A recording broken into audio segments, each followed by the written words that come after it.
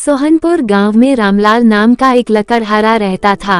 वो अपनी जीविका चलाने के लिए गांव के पास के ही जंगल से रोज लकड़ियां चुनता और उन्हें बेचकर कुछ पैसे कमा लेता था। इसी तरह उसका गुजारा चल रहा था।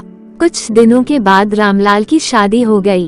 उसकी पत्नी बड़ी खर्चीली थी, इसलिए अब उतनी लकड़ियों को बेचकर घर चलाना मुश्किल हो गया था। ऊपर से रामलाल की पत्नी कभी नए कपड़े खरीदने के लिए तो कभी किसी दूसरी चीजों के लिए रामलाल से बार बार पैसे मांगती थी। अगर पैसे न मिले तो रूठ जाती।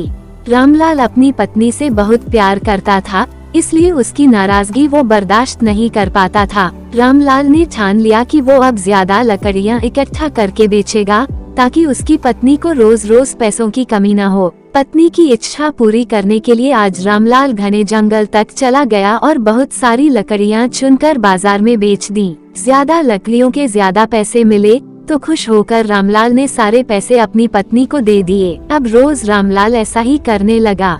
देखते ही देखते उसके मन में लालच इतना बढ़ गया कि उसने धीरे धीरे पेड़ काटना भी शुरू कर दिया। पेड़ काटने से और ज्यादा लकड़ियां हो जाती थीं और उसे अधिक दाम मिलने लगे। लकड़हारा हर हफ्ते एक पेड़ काटता और लकड़ियां बेचकर मिलने वाले पैसों से अपनी पत्नी के शौक पूरे करता। अब पैसे ज्यादा आ रहे थे तो घर भी अच्छे से चल रहा था। धीरे धीरे रामलाल ने पैसों को जुए में लगाना शुरू कर दिया। जुआ खेलने की लत ऐसी लगी कि रामलाल एक मोटी रकम इसमें हार गया। अब इस रकम को चुकाने के लिए रामलाल ने एक दो मोटे मोटे पेड़ काटने का फैसला लिया। जैसे ही रामलाल ने जंगल में जाकर अपनी कुल्हाड़ी को एक बड़े से पेड़ पर चलाने की कोशिश की तो उस पर पेड़ की टहनी ने हमला कर दिया। रामलाल चौंक गया, फिर उसे पेड़ की एक टहनी ने लपेट लिया। रामलाल कुछ समझ नहीं पाया कि यह सब क्या हो रहा है। तभी पेड़ से आवाज आई, मूर्ख, तू अपने लालच के चक्कर में मुझे काट रहा है। तू सारे पैसे जुए में लुटा देता है और फिर पैसे लौटाने के लिए पेड़ काटने आ जाता है।